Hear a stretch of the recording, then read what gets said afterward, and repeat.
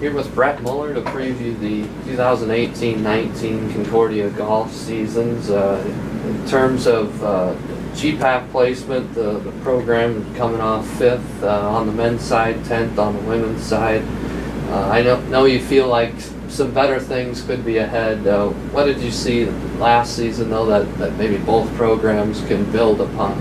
Yeah, last season on the men's side, we were sitting in 4th place after the first 36 holes of the GPAC. You know, we definitely thought we had a team that could contend for a GPAC championship last year.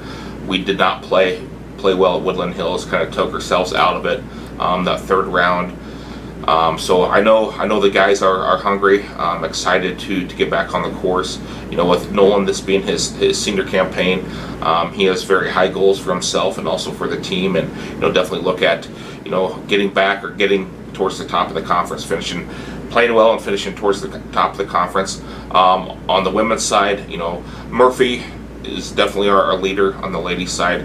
She has high goals for herself as well. She wants to finish in the top 5 of the conference and also have the team, definitely move up on the team side. Well, for the men last year, you had a really consistent top 5 from meet to meet, and one that was capable of playing right up there with the GPAC. Mm-hmm. I think they showed that in the tournament that they won too. How close was maybe that men's team to being what you had envisioned when you started this program? Yep. The men's team, that was our first team win last year, winning the Midland Invite. That was a pretty exciting win, going into playoff to capture that win.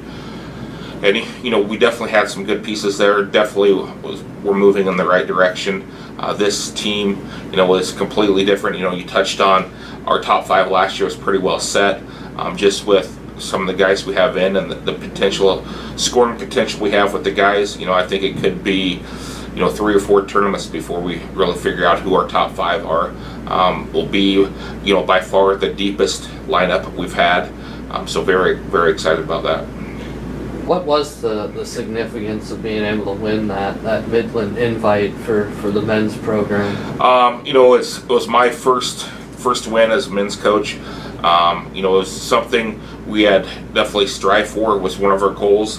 One of our team goals was to win a team tournament. It's something we had played well, had been close at, and then just to actually go out and and have it happen. It was very exciting for the guys.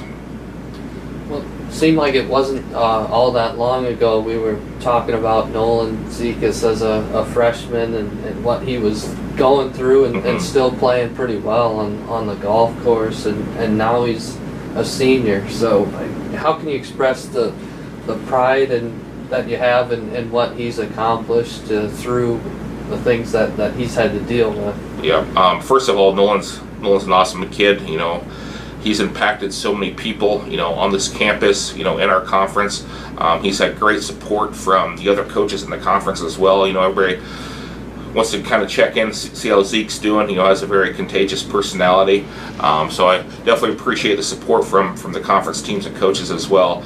But Nolan's come a long way since his freshman year.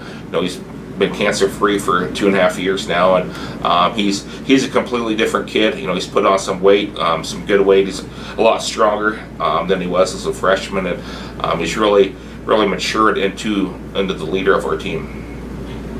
Well, I know you have a group of transfers on the men's side. You had to replace 3 guys from that top 5 from last year. So what does their arrival do kind of for expectations and for the quality of that lineup? Yeah, right away with our qualifying yesterday, they definitely raised the bar. We had some very good scores. Like I touched on before, this will be the deepest lineup we've had. So practices will be much more competitive, and those competitive practices should translate into, being more competitive on the team side in the tournaments. You already talked a little bit about Murphy Sears. She made another leap from her freshman to sophomore year. Now she'll be a junior.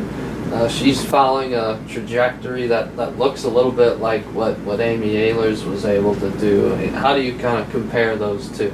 Both of them are very good players. probably go down as one of the two, all-time greats in the women's program. I think it'll really help, Murphy this year, having Kendra Plocky come in. She'll be, very similar to what Amy had, with Murphy, have another great player there to practice beside her. Should be able to push her and make her better. How about that class of new recruits? Kendra Plocky, as you mentioned, she's from Seward High School. Mm-hmm. Always nice to keep those local recruits here at home.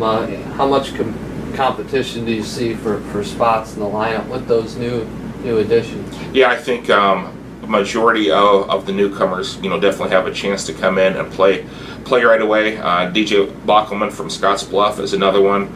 Brittany Jepson from Dallas, Texas. And then we have a transfer in Andrea Peterson, who's kind of battling a back injury right now, so hopefully get her back. But our lineup could be significantly different in the top 5. I think on the women's side as well, we'll be deeper than we have been. With also with the returners of Madison Pitch and Peyton Barbary.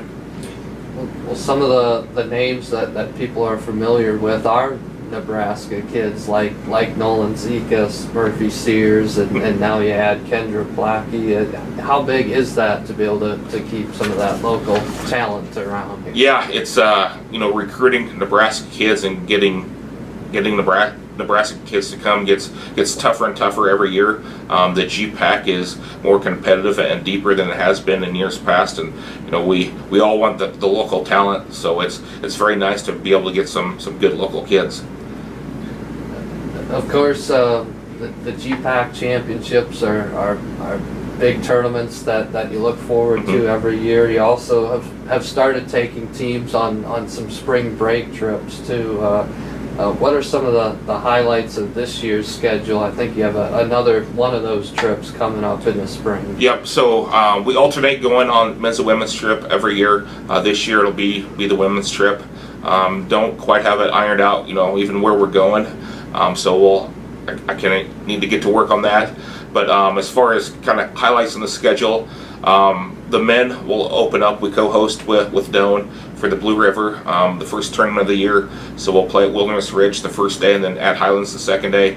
I know that's a tournament the guys typically have played well in, that they definitely look forward to protecting their home course. And then we have a pretty solid schedule all the way around. Siouxland Invite, the second tournament for the men's, always a bigger, fuller field, tough tournament. On the ladies' side, opening up Mount Marty, playing 2 different very nice 18-hole golf courses will be a good start for us. So we definitely think we have a competitive schedule set up and looking forward to the year. And the last thing maybe to touch on it, I believe that Nebraska Intercollegiate is something new on the women's side this year, right? Yep, so on the men's side, Nebraska Intercollegiate has gone on for quite a while. Coach Rhoda Horse and I out at UNK have kind of started that. I've realized how great of an event it is on the men's side, and trying to implement that on the women's side, and hopefully we can get it to be equitable to the men's event.